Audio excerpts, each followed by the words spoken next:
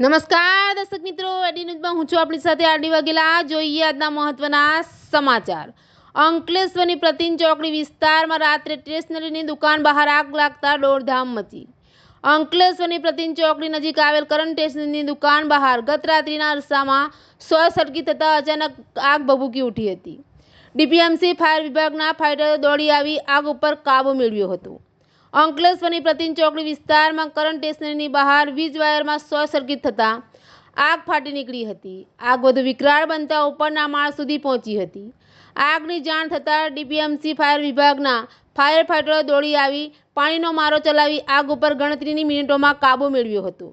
જોકે દુકાન બંધ હોવાથી મોટું નુકસાન થતું અટક્યું હતું, પરંતુ આગના દુકાન બહાર મૂકેલ લાકડાની સીડી અને કબાટને નુકસાન થવા પામ્યું હતું। સદનસીબે કોઈ જાનહાનિ થવા પામી ન હતી। એડી ન્યૂઝ સાથે રિપોર્ટર જયેશ પ્રજાપતિ, અંકલેશ્વર।